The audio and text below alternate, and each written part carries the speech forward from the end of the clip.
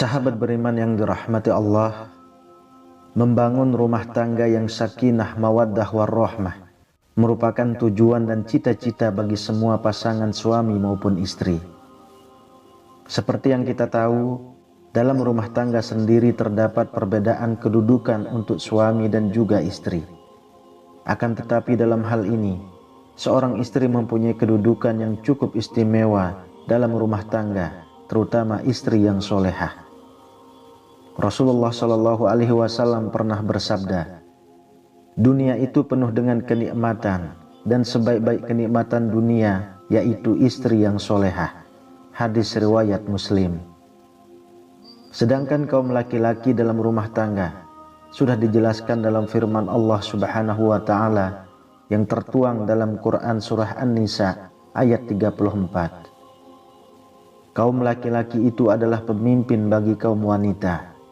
Oleh karena Allah telah melebihkan sebagian mereka laki-laki atas sebagian yang lain wanita, dan karena mereka laki-laki telah menafkahkan sebagian dari harta mereka. Sebab itu maka wanita yang solehah ialah yang taat kepada Allah, lagi memelihara diri ketika suaminya tidak ada. Oleh karena Allah telah memelihara mereka, wanita-wanita yang kamu khawatirkan khususnya, maka nasihatilah mereka dan pisahkanlah mereka di tempat tidur mereka dan pukullah mereka. Kemudian jika mereka mentaatimu, maka janganlah kamu mencari-cari jalan untuk menyusahkannya. Sesungguhnya Allah Maha Tinggi lagi Maha Besar. Dalam ayat tersebut sudah jelas dikatakan, laki-laki merupakan pemimpin dalam setiap rumah tangga. Akan tetapi tanpa kita sadari, dalam kehidupan keluarga, tak jarang para suami melakukan tindakan yang menyimpang dari ketentuan Allah dan telah melanggar hak-hak istrinya. Lalu apa saja dosa suami terhadap istri tersebut? Yang pertama adalah tidak mengajarkan ilmu agama. Mengajarkan ilmu agama kepada istri maupun anak-anaknya adalah kewajiban bagi para suami. Karena dalam hal ini, kewajiban suami adalah untuk memelihara diri dan keluarganya dari pedihnya azab kubur dan siksa neraka. Dalam Quran Surah At-Tahrim ayat 6, Allah Subhanahu wa Ta'ala sudah berfirman, hai orang-orang yang beriman, peliharalah dirimu dan keluargamu dari api neraka yang bahan bakarnya adalah manusia dan batu. Penjaganya malaikat-malaikat yang kasar, keras, dan tidak mendurhakai Allah terhadap apa yang diperintahkannya kepada mereka, dan selalu mengerjakan apa yang diperintahkan.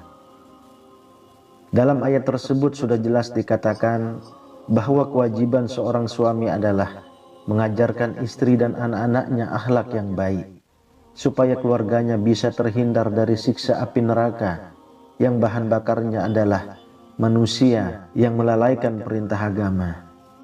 Lalu yang kedua, tidak merasa cemburu.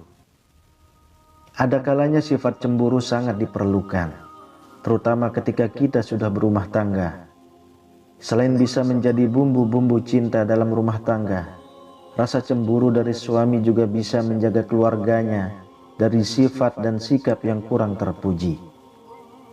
Dalam hadis riwayat An-Nasa'i sudah dijelaskan, 3 golongan yang Allah tidak akan melihat mereka pada hari kiamat, yaitu seseorang yang durhaka kepada kedua orang tuanya, wanita yang menyerupai lelaki, dan ad-dayut.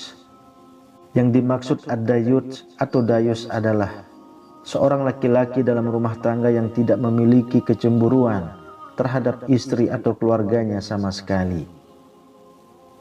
Yang ketiga, tidak memberi nafkah istri.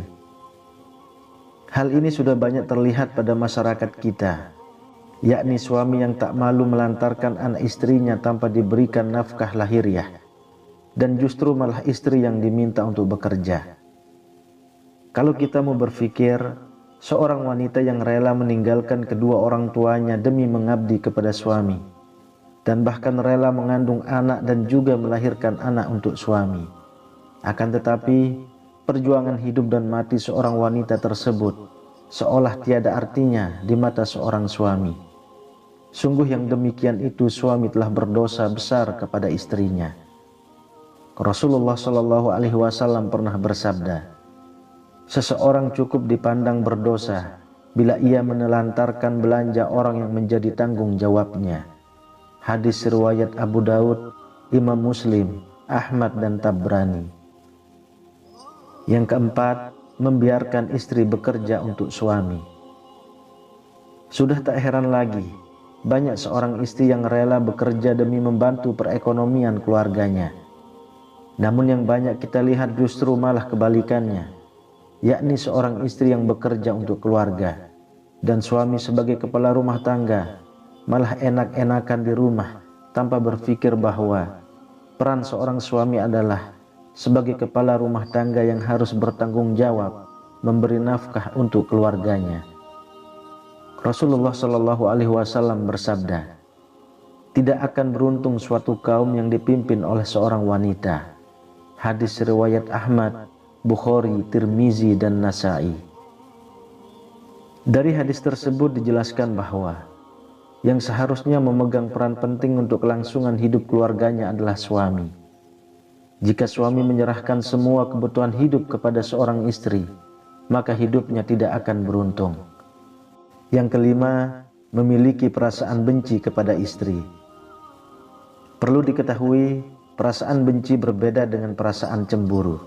Benci adalah suatu sifat tidak suka terhadap orang lain yang berkepanjangan dan akan terus tidak suka sekalipun orang yang dibencinya berbuat baik kepada orang yang membenci. Sedangkan perasaan cemburu adalah rasa curiga atau kurang percaya kepada seseorang, termasuk juga dalam hal ini adalah istri sendiri. Akan tetapi, rasa cemburu akan hilang manakala tidak ada bukti yang membenarkan atas suatu tindakan atau yang dicurigai, atau setelah mendapatkan kejelasan dari suatu permasalahan. Rasulullah Shallallahu Alaihi Wasallam bersabda, janganlah seorang suami yang beriman membenci istrinya yang beriman. Jika dia tidak menyukai satu akhlak darinya, dia pasti meridhoi akhlak lain darinya. Hadis riwayat Muslim. Lalu yang keenam, tidak mau membantu dalam pekerjaan rumah. Tidak sedikit suami yang malas membantu pekerjaan rumah keluarganya. Para suami biasanya merasa kalau sudah memberikan nafkah lahiriah, tugas suami sudah selesai. Padahal kita tahu, tugas seorang istri sangatlah berat.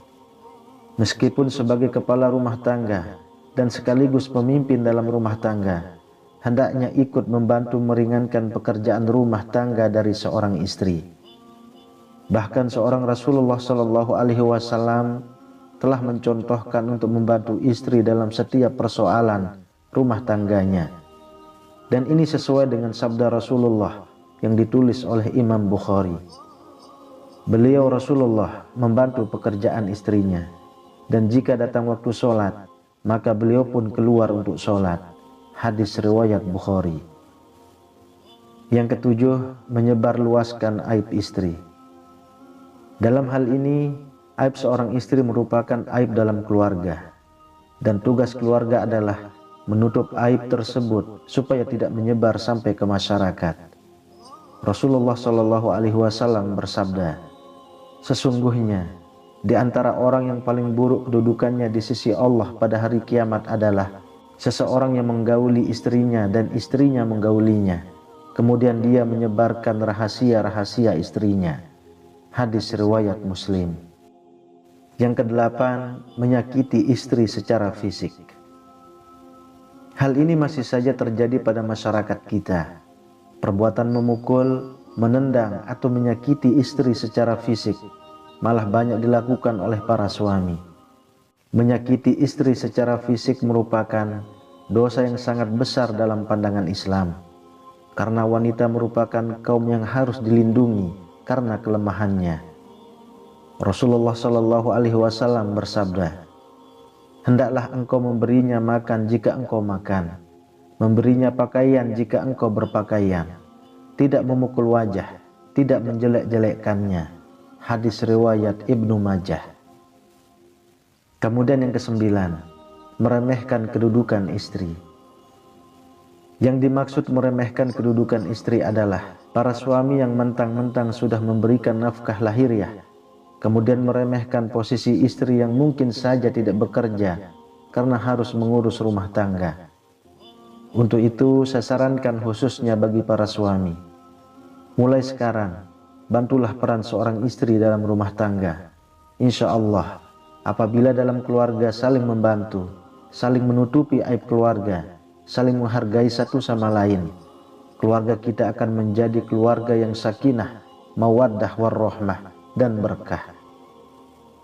Sahabat beriman, itulah 9 dosa suami terhadap istri yang biasanya dilakukan dengan sadar ataupun tanpa sadar. Awalilah kehidupan rumah tangga kita dengan kebaikan. Insya Allah akan menuai kebaikan pula dalam rumah tangga tersebut. Wallahu a'lam bishawab.